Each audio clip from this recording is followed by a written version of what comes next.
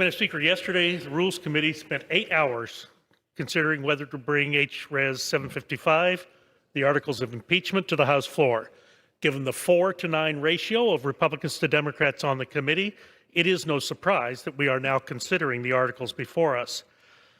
Despite robust debate on the so-called facts derived from the impeachment investigation and the process by which they were obtained, Democrats and Republicans remain in opposition to each other on our conclusions. As outlined yesterday by Ranking Member Collins and several members of the Rules Committee through direct quotes, some Democrats have been seeking President Trump's impeachment since his inauguration.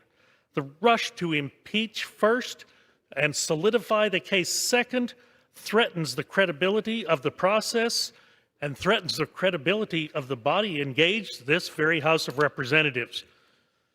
In fact, it's been quoted before and he'll be quoted again today, I suspect. Chairman Nadler recognized the gravity of impeachment when he stated in December of 1998, quoting here, "The effect of impeachment is to overturn the popular will of the voters as expressed in a national election.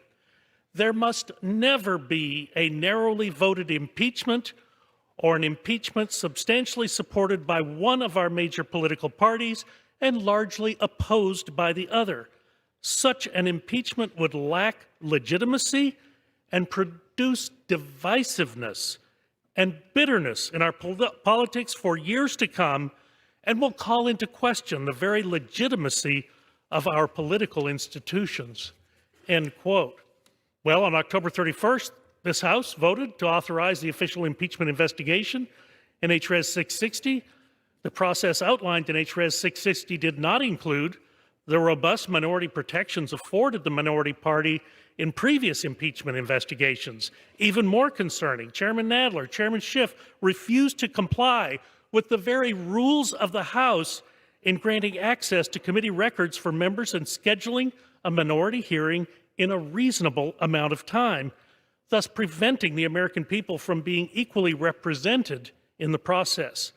Refusing to allow members to access their own records. These are records of members of the House of Representatives, and we were not allowed to access these records obtained down in secret under armed guard in the Intelligence Committee, but it's required under Section 2E of Rule 11, and they've denied members the ability to do their job.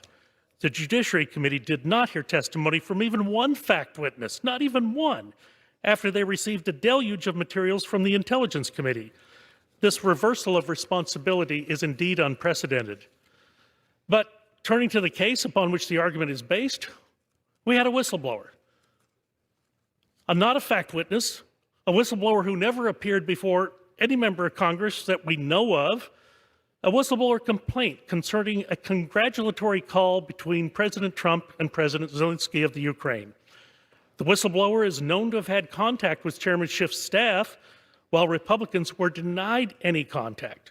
The whistleblower complaint is not based on firsthand knowledge, and the call transcript that was to support impeachment reveals nothing more than a congratulatory phone call. Look, a request for investigation as to how American foreign aid will be spent does not equal soliciting election interference. The evidence brought before us does not amount to a high crime. Indeed, it does not amount to any crime. Democrats claim that we must protect the integrity of our election. Look, if you really cared, then I have to ask, what are we missing while we've been focused on impeachment? We tied up the Intelligence Committee, we tied up the Judiciary Committee, and oh, by the way, the Ways and Means Committee had to give up their room. They couldn't even meet while you were doing all of this. So this impeachment investigation is being painted as a protection against future interference, when in reality, President Trump's request looks back at the 2016 election. Russia is the winner in this exchange because they have disrupted the process. Gentleman's time's expired. Gentleman from Massachusetts. Gentleman from Oklahoma.